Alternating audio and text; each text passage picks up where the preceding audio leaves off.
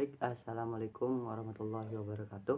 Perkenalkan, nama saya Lalu Muhammad Alidia dengan NIM E1 E019 180 dan presensi 25.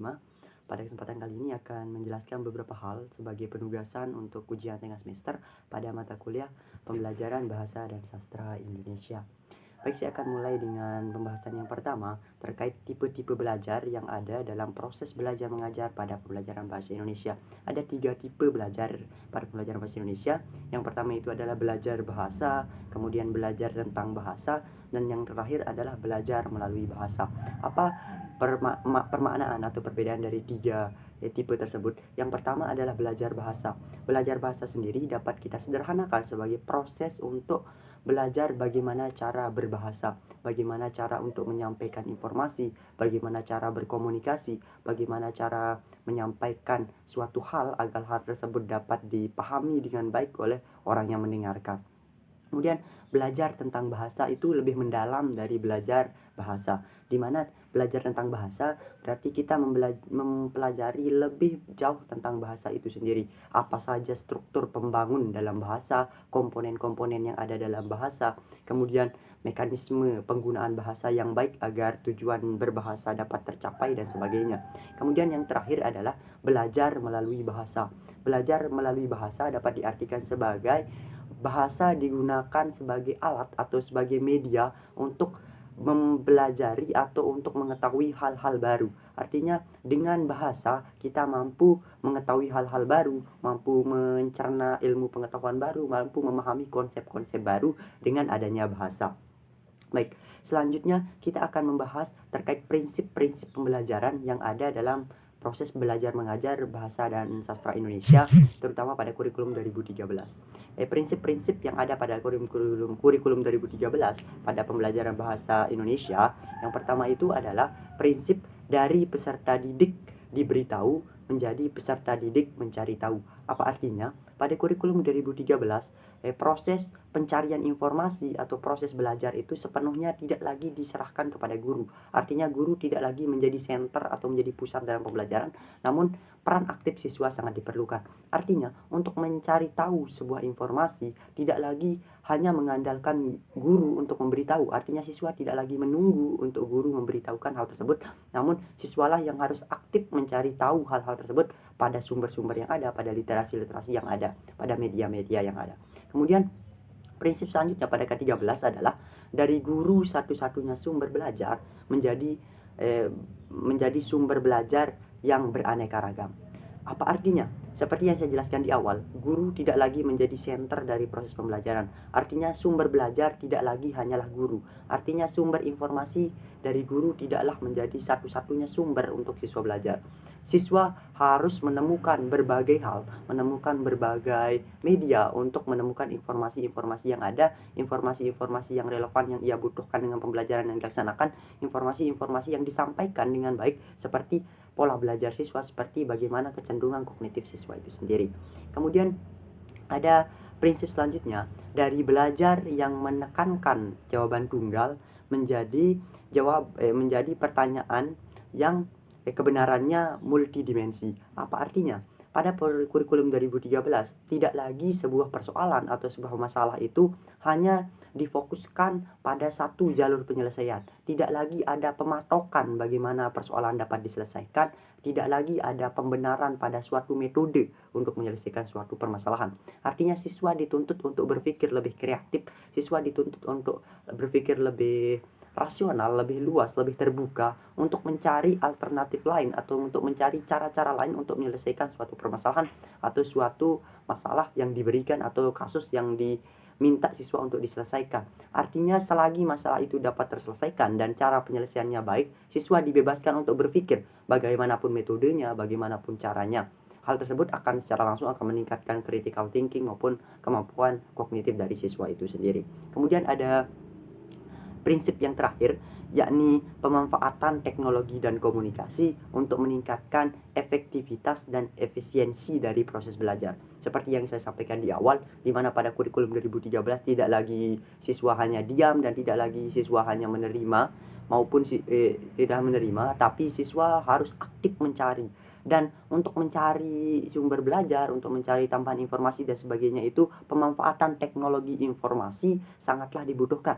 Karena pada teknologi akan ada kemudahan akses, akan ada efisiensi waktu untuk menemukan referensi-referensi yang baik dan sebagainya. Sehingga dengan pemaksimalan teknologi informasi dan komunikasi akan dapat mampu meningkatkan meningkatkan kompetensi siswa, akan mampu menambah bacaan-bacaan siswa, akan mampu menambah referensi-referensi siswa dalam memahami pembelajaran itu sendiri. Sehingga dengan penerapan 4 prinsip ini di dalam kurikulum 2013 akan membuat desain pembelajaran pada bahasa Indonesia akan berjalan lebih baik dan tujuan pembelajaran yang diharapkan dapat tercapai dengan lebih baik.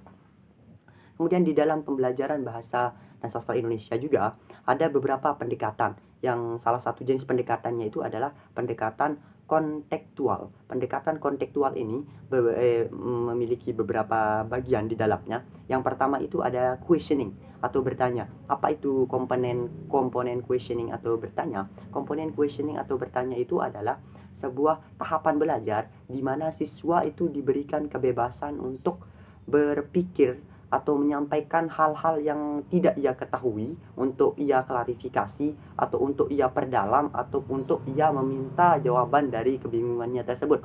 Questioning ini juga memiliki beberapa tipe dalam proses pembelajaran. Ada questioning yang disampaikan natural oleh siswa itu sendiri, maupun ada tipe questioning yang disampaikan oleh guru kepada siswa untuk memancing pengetahuan siswa atau pemahaman siswa dan sebagainya. Kemudian seperti apa questioning atau proses bertanya itu dilaksanakan di dalam kelas? Seperti yang saya sampaikan di awal tadi, proses questioning itu biasanya dapat dilakukan dengan guru meminta siswa bertanya, entah itu di tengah-tengah proses pembelajaran. Guru membebaskan siswanya untuk bertanya, apakah penjelasannya sudah jelas dan sebagainya, atau ada yang ingin diperdalam atau yang ingin diklarifikasi dan sebagainya. Atau juga bisa guru memancing untuk memberikan pertanyaan dan siswa yang menjawab.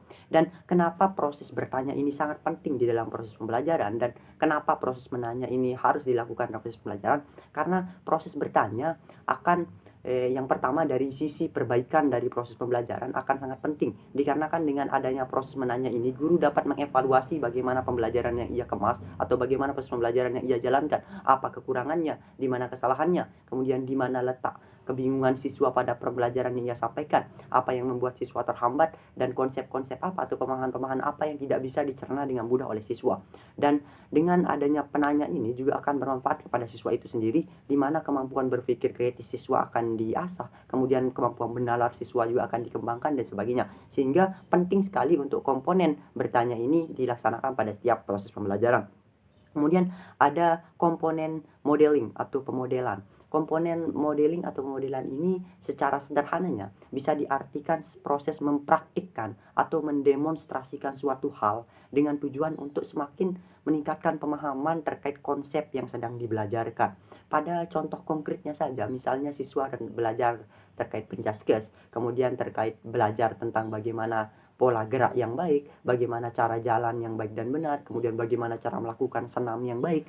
Proses modeling ini sangat dibutuhkan. Entah nantinya guru akan melakukan peragaan langsung di depan kelas maupun meminta beberapa siswanya melakukan modeling ini, sehingga dengan modeling ini kerangka yang diharapkan atau pemahaman yang diharapkan oleh guru akan lebih cepat didapatkan oleh siswa. Artinya dengan melihat hal konkret dari materi abstrak yang sedang dipelajari, siswa akan mampu atau lebih memiliki pemahaman yang lebih baik tentang materi tersebut karena ia melihat langsung bagaimana materi tersebut diimplementasikan atau dilaksanakan seperti itu. Sehingga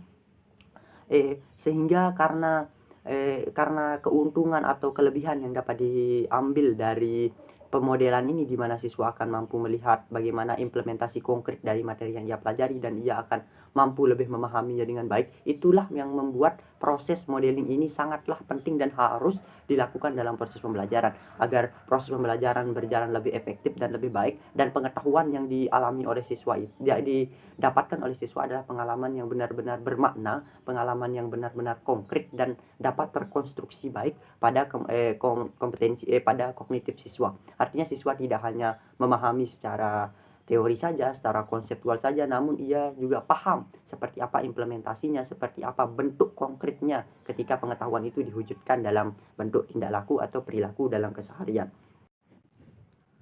Komponen selanjutnya yakni penilaian sebenarnya atau authentic assessment. Apa itu authentic assessment? Authentic assessment adalah penilaian yang dilakukan secara keseluruhan yang meliputi tahapan awal, tahapan proses pelaksanaan, sampai tahapan akhir penyelesaian sebuah permasalahan. Artinya ketika siswa diberikan sebuah masalah atau siswa entah itu diberikan ulangan dan sebagainya, yang dinilai itu tidak hanya hasil akhir dari penyelesaian masalah atau ujian tersebut, namun semua tahapan mulai dari persiapan sampai penemuan konsepsi untuk menyelesaikan masalahnya, kemudian penemuan metode penyelesaian masalah dan sebagainya, itu pun dinilai. Artinya nilai yang diperoleh dari siswa itu benar-benar meliputi semua keseluruhan aspek dan komponen yang meliputi proses dari siswa untuk menyelesaikan masalah atau menyelesaikan soal tersebut. Artinya dengan adanya penilaian secara menyeluruh ini atau asesmen autentik ini, maka kemampuan siswa itu akan dapat terukur dengan benar-benar terukur. Artinya terukurnya kompetensi siswa itu meliputi semua aspek yang dibutuhkan untuk siswa menyelesaikan permasalahan atau soal tersebut. Dan seperti apa bentuk-bentuk asesmen autentik ini? Ada penilaian tulis, ada penilaian lisan, kemudian ada penilaian uji proyek, kemudian ada penilaian proyek, ada portofolio dan sebagainya. Intinya penilaian asesmen autentik ini, penilaiannya atau bagaimana cara pelaksanaannya itu adalah memberikan soal-soal yang berbasis masalah atau memberikan soal-soal yang di dalamnya bisa diamati bagaimana cara siswa itu mempersiapkan proses atau melaksanakan proses untuk menyelesaikan masalah yang diberikan tersebut. Itu untuk asesmen autentik. Kemudian dalam melakukan proses pembelajaran di dalam kelas sendiri, guru terutamanya guru harus menyiapkan rencana pembelajaran atau RPP, di mana RPP akan menjadi acuan bagaimana proses pembelajaran itu akan dilaksanakan. Kemudian di dalam RPP ada beberapa komponen inti seperti IPK atau indikator pencapaian kompetensi, kemudian ada tujuan pembelajaran dan sebagainya. Dan untuk menyusun sebuah pembelajaran yang baik itu disarankan untuk bagaimana caranya atau indikator pencapaian yang ditetapkan itu adalah indikator pencapaian yang HOTS atau yang higher order thinking skill, bukan yang low order thinking skill. Dan apa yang membedakan dua bagian tersebut, dua komponen tersebut, dan kata kerja operasional apa yang membedakan dia tergolong ke dalam LOTS atau HOTS. Yang bisa dibedakan adalah pertama untuk ranah kognitif sendiri, untuk pembagiannya untuk kata kerja operasional yang tergolong sebagai low order thinking skill itu ada dua. Yang pertama adalah C1 dan C2,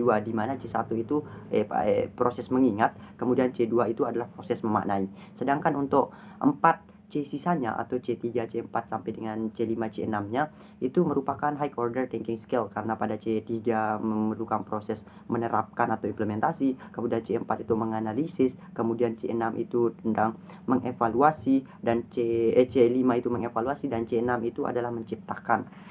Nah, kemudian di dalam RPP sendiri ada komponen tujuan pembelajaran, dan untuk tujuan pembelajaran itu sendiri tidak sembarangan disusun, namun penyusunan tujuan pembelajaran itu memiliki komponen-komponen yang biasanya dikenal dengan komponen A, B, C, D. Komponen A, B, C, D ini terdiri dari yang pertama itu A atau audience. Audience itu adalah siapa yang menjadi objek dari pembelajaran itu, siapa pendengar atau siapa peserta dari pembelajaran, atau siapa orang yang akan mencapai tujuan pembelajaran yang diharapkan tersebut. Contohnya itu adalah peserta didik, siswa dan sebagainya. Kemudian komponen B itu adalah behavior. Behavior itu adalah tingkah laku apa yang diharapkan setelah siswa melaksanakan pembelajaran ini.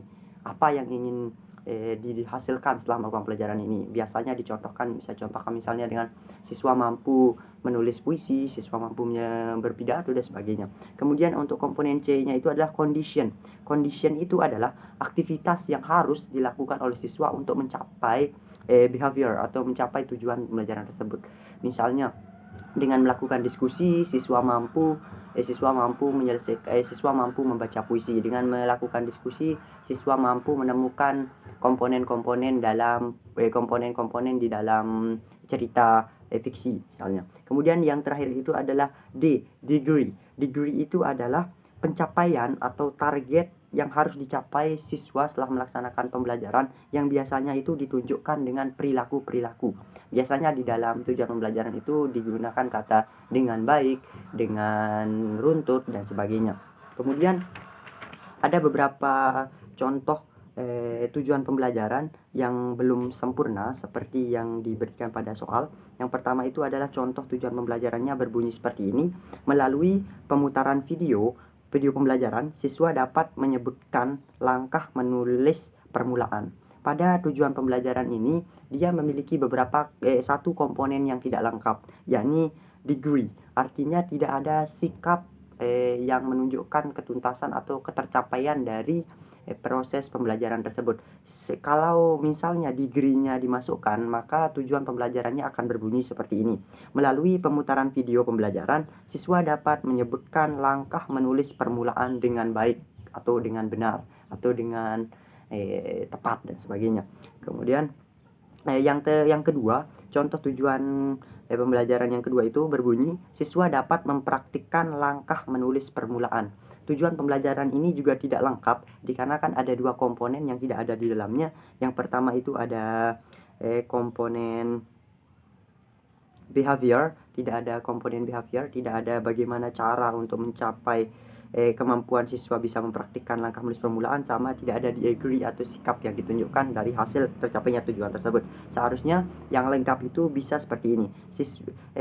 Melalui kegiatan diskusi kelas, siswa dapat mempraktikkan langkah menulis permulaan dengan benar. Seperti itu. Baik, itu saja penyampaian saya untuk hari ini.